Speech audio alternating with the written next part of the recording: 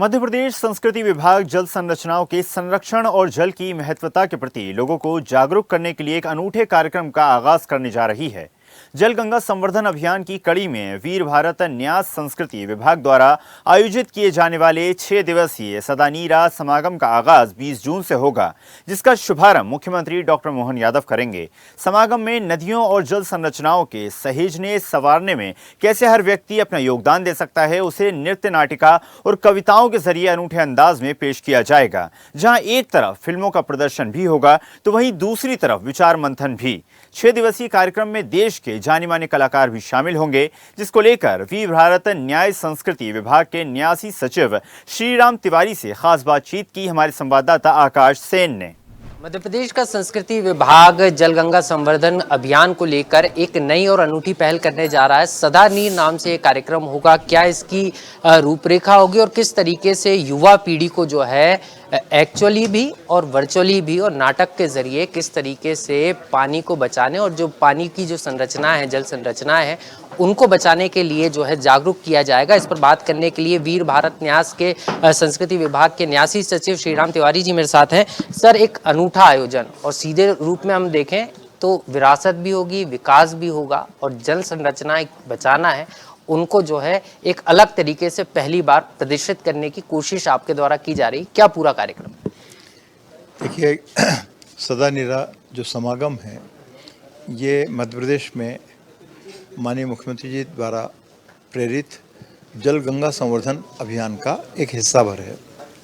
हमारी कोशिश ये है कि जो समाज में जल गंगा और नदियों के जल संरचनाओं के संरक्षण का जो काम चल रहा है व्यापक पैमाने पर, उसको लेकर एक तरह की संवेदनशीलता विकसित की जानी चाहिए, जो कि है भी समाज में। हम उसको थोड़ा सा और रिश्ते को मजबूत करना चाहते हैं। तो और चूँकि ये जितना बड़ा जीवन है उतनी बड़ी संस्कृति है, तो ये तमाम जो आयाम हैं नदियों को लेकर, नदियों के स्वास्थ्य को लेकर और उनसे नदियों से जो जुड़ा हुआ जो जीवन है, चाहे वो नदियों में रहने वाले जलीय जीव और जंतु हों उनके बारे में, या हम जो नदियों के पड़ोस में रहते हैं, या जनजाति समाज के लोग हैं जो जल के भी बेटे हैं, वन के भी बेटे हैं, तो इन लोग के लिए समाज में क्या क्या हम विकास के रास्ते खोज सकते हैं। तो परंपरा का संरक्षण हो, विरासत का संरक्षण हो और उसके साथ साथ एक संवेदनशीलता के साथ हम समाज का कैसे विकास करें। तो मध्य प्रदेश में इस तरह के प्रयोग अभी 1.5-2 वर्ष में चल रहे हैं और हम आभारी हैं कि मुख्यमंत्री जी ने इसके लिए समय दिया उद्घाटन के लिए, और एक कंप्लीट कार्यक्रम के रूप में हम इसको समागम के रूप में करना चाहेंगे। सर, 20 से 25 तारीख तक ये चलेगा। नृत्य नाटिकाएं होंगी, नाटक के जरिए बताया जाएगा कि जल संरचनाएं और जल क्यों जरूरी है। इसके अलावा प्रदर्शनी भी लगाई जाएगी। मतलब एक तरीके से एक्चुअली फील कराने की कोशिश है और ये कहा भी जाता है कि जो दिखाया जाता है वो जल्दी समझ में आता है पढ़ने की तुलना में। तुलना में करना नहीं चाहता जी। जो लिखित शब्द है उसका भी महत्व है, जो श्रुति आधार पर जो है, हमारे तो बड़ी परंपरा रही है वेदों की श्रुति आधार पर, तो वो भी समाज को उन्होंने जिंदा रखा है और ज्ञान को लगातार ट्रांसफ़र होता रहा है। तो लिखित शब्द भी हो, डिजिटल के माध्यम से भी हो, सिनेमा का पर्दा भी हो, नृत्य नाटिकाएं भी हों, तो जो भी संभव तरीके हैं, मैं कहना चाहूँगा कि लगभग अप्लाइड आर्ट की तरह शुद्ध कला के रूप में हम लोग नहीं कर रहे हैं। तो जिनका संबंध कविताओं का, नृत्यों का, फिल्मों का, चित्रों का जो भी संभव है, उसके साथ साथ हम उसका उपयोग करते हुए जल के बारे में एक संवेदना जगाने की कोशिश करेंगे और जल को बचाने की कोशिश करेंगे। ये हमारा भाव है। कई बावड़ियां भी सरकार ने खोजी हैं। अभी जल गंगा संवर्धन अभियान में भी देखिए, उसकी पूरी एक चित्र प्रदर्शनी भी होगी और क्यों ज़रूरी, एक बड़ा मैसेज देने की कोशिश भी होगी कि जिसके भी घर के आसपास कोई भी जल संरचना है उसको बचाने के लिए वो स्वयं भी पहल कर सकता है और दूसरों के माध्यम से भी। कोई एक व्यक्ति भी शुरुआत करता है तो वो बड़ा रूप ले लेती है।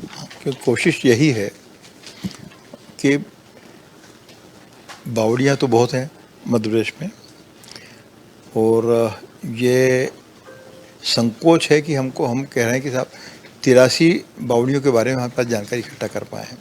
जाहिर है कि इससे कम से कम 4 गुना बावड़ियाँ यहाँ पर होंगी। तो कई बार हमने अलग अलग कारणों से, कहीं निजी क्षेत्र में है, कहीं सार्वजनिक क्षेत्र में है, किसी और कोई कारण होगा, कुछ धर्म देव स्थान के करीब होंगी, तो कम से कम ये कि भाई जो जहाँ पर है, घर में यदि कुआं है तो आप उसकी चिंता कर लो।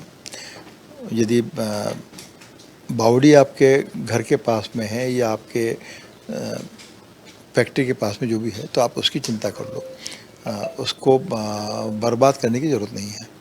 तो कोशिश है, देखते हैं क्या। सर आखिरी सवाल, कई सारे कलाकार भी जो है, बड़े कलाकार भी इस पूरे कार्यक्रम में शामिल हो रहे हैं, कौन कौन आ रहा है और जब ये पूरा समागम होगा तो इसको लेकर आप लोगों ने भी व्यापक तैयारी की है, तो किस तरीके से एक पूरी सीरीज की तरह 5 दिन विविध, पूरी एक तरीके से नदियों की संस्कृति देखने को मिलेगी?